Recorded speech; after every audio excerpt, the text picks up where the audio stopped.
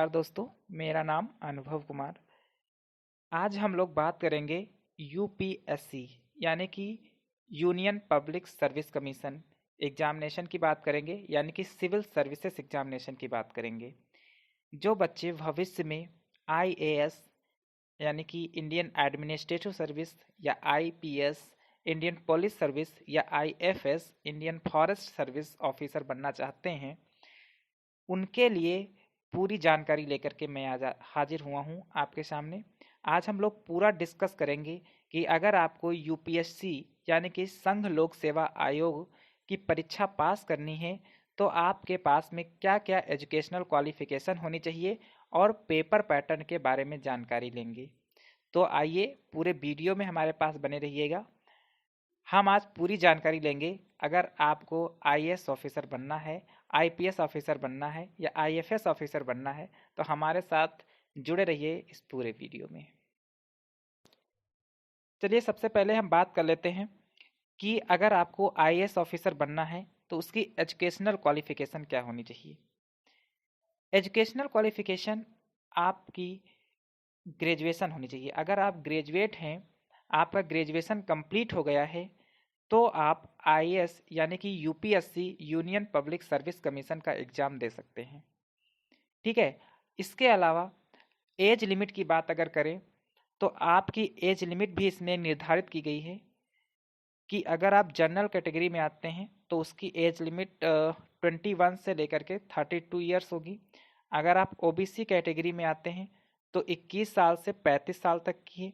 अगर आप एससी या एसटी कैटेगरी में आते हैं तो 21 साल से 37 साल तक की है, यानी कि 21 साल मिनिमम और 37 साल मैक्सिमम। अधिकतम आयु आपकी 37 साल होनी चाहिए और जो न्यूनतम आयु होनी चाहिए वो 21 वर्ष होनी चाहिए। इसके अलावा अगर हम बात करते हैं कि आप कितने बार ये अटेम्प्ट दे सकते हैं, तो अगर हम ओबीसी की बात करते हैं तो वो 9 अटेम्प्ट यानी कि 9 अटेम्प्ट टोटल दे सकते हैं। एक साल में एक बार इसका एग्ज़ाम कराया जाता है। इसके अलावा जो जनरल कैटेगरी के हैं वो इसका 6 अटेम्प्ट दे सकते हैं, यानी कि 6 अटेम्प्ट दे सकते हैं। और जो एससी एसटी वाले आए हैं इनके लिए अभी इसकी कोई समय सीमा निर्धारित नहीं करी गई है, वो कितने भी अटेम्प्ट दे सकते हैं। तो ये थी हमारे पास, इस एग्ज़ाम की बात हमने कर ली, यानी कि एजुकेशनल क्वालिफिकेशन क्या आपके पास में होनी चाहिए। चलिए अब हम लोग बात कर लेते हैं कि इसके परीक्षा ये करवाई जाती है कितने स्टेज में कराई जाती है, यानी कि पेपर पैटर्न की बात कर लेते हैं हम लोग।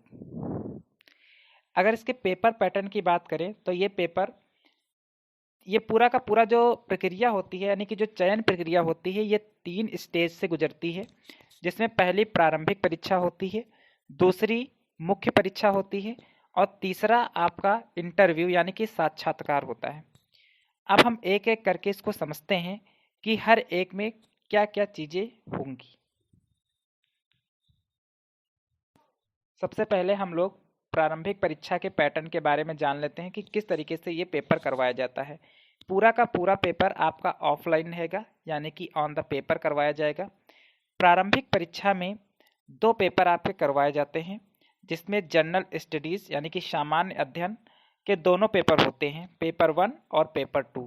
जो आपका प्रारंभिक परीक्षा होगा इसमें 2 पेपर कराए जाएंगे, जिसमें एक आपका पहला जनरल स्टडी यानी कि एक पेपर जनरल स्टडी का होगा, दूसरा पेपर जनरल स्टडी का होगा। जो दूसरा पेपर होगा उसको सीसैट का पेपर कहा जाता है और दोनों के दोनों पेपर 2-2 घंटे के होंगे। जिसमें जो पहला पेपर होगा जनरल स्टडी का, वो 100 क्वेश्चन जिसके अंदर होंगे, जो 200 नंबर का होगा आपके पास में, और इसको आपको पास करना होगा और इसके नंबर मेरिट लिस्ट में जुड़ेंगे। और जो जनरल स्टडी का जो सीसैट का पेपर होगा, यानी कि जो पेपर दूसरा होगा, जिसमें 80 क्वेश्चन होंगे और 2 घंटे का आपका पेपर होगा, 200 नंबर का होगा ये भी मार्क्स, जिसको केवल आपको पास करना होगा। ठीक है, केवल जिसमें आपके 33% यानी कि 33% मार्क्स आने चाहिए।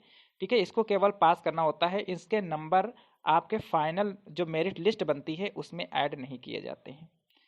चलिए इसके अलावा अब हम बात कर लेते हैं मुख्य परीक्षा की। जो मेन पेपर होगा उसकी क्या बात होती है, उसमें क्या क्या चीज़ें पूछी जाएंगी। अगर हम मुख्य परीक्षा की बात करते हैं तो इसमें क्या होता है, एक पेपर ए और पेपर बी। इसमें क्या होगा, एक पेपर आपका इंडियन लैंग्वेज का पूछा जाता है, इंडियन लैंग्वेज, कोई भी एक इंडियन लैंग्वेज आपको चूज करनी होगी, जो 3 घंटे का पेपर होगा और 300 नंबर का होगा। इसको भी केवल आपको पास करना ही होगा। इसके अलावा एक इंग्लिश का पेपर आपके पास में होगा, कंपलसरी होगा, सबके लिए होगा, सबको इंग्लिश का पेपर देना होगा। 3 घंटे का ये भी पेपर होगा और 300 नंबर का होगा। ये पेपर आपको केवल क्वालिफाई करने होंगे, इसके नंबर आपके फाइनल मेरिट लिस्ट में नहीं जुड़ेंगे, केवल आपको इसको पास करना होगा। इसके अलावा आपके 6 पेपर और होंगे, जिसमें पहला पेपर पेपर 1 एस्से यानी कि निबंध लेखन आएगा, 250 नंबर का होगा, 3 घंटे का होगा। इसके अलावा सामान्य अध्ययन यानी कि general study 1, general study 2, general study 3, general study 4, ये 4 पेपर आपके और होंगे, 3 घंटे के होंगे, 250 नंबर के होंगे, मतलब 250 मार्क्स के होंगे सारे के सारे। 250, 250, 250, 250 यानी कि चारों पेपर 250 मार्क्स के होंगे। इसके अलावा 2 ऑप्शनल पेपर होते हैं, मतलब जो आप ऑप्शनल आप एक सब्जेक्ट चूज करिए, जैसे जियोग्राफी हो गया, ठीक है, आपका हिस्ट्री हो गई, आप जिस तरीके से जो सब्जेक्ट आप चूज करना चाहते हैं वो 2 ऑप्शनल सब्जेक्ट रहेंगी, उसके पेपर होंगे। ये भी 250 मार्क्स के ही होंगे और 3 घंटे इसमें भी आपको टाइमिंग दी जाएगी, जो परीक्षा की अवधि होगी। ये टोटल जो आपका मेन पेपर होगा यानी कि जो मुख्य परीक्षा होगी वो 1750 मार्क्स की होगी, यानी कि 1750 मार्क्स का पूरा पेपर ये मुख्य परीक्षा होगी आपकी। इसके बाद आपका साक्षात्कार होगा। अब इस साक्षात्कार में हम लोग समझते हैं, साक्षात्कार जो होगा टोटल 275 नंबर का होगा। जब आप मुख्य परीक्षा क्वालिफाई कर चुके होंगे उसके लिए उसके बाद आपकी एक कट ऑफ बनेगी और उस कट ऑफ में आपको दिल्ली संघ लोक सेवा आयोग यानी कि यूनियन पब्लिक सर्विस कमीशन में बुलाया जाएगा और वहां पर आपका साक्षात्कार यानी कि पर्सनल इंटरव्यू होगा।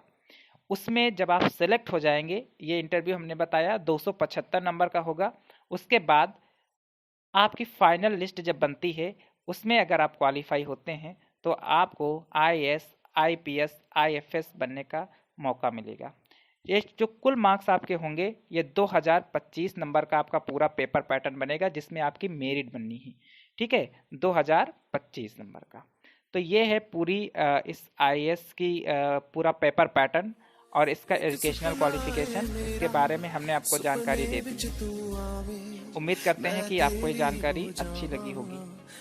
इसके अलावा इसके सिलेबस की अगर हम बात करें तो इसका सिलेबस आपको नेक्स्ट वीडियो में मिल जाएगा कि प्रीलिमिनरी एग्जाम यानी कि प्रारंभिक परीक्षा में आपके क्या क्या सब्जेक्ट आते हैं और क्या क्या सिलेबस उसका होता है। आपकी जो मुख्य परीक्षा होती है उसमें क्या क्या सिलेबस होता है, क्या क्या जानकारी होती है, इसकी जानकारी आपको नेक्स्ट वीडियो में दे देंगे।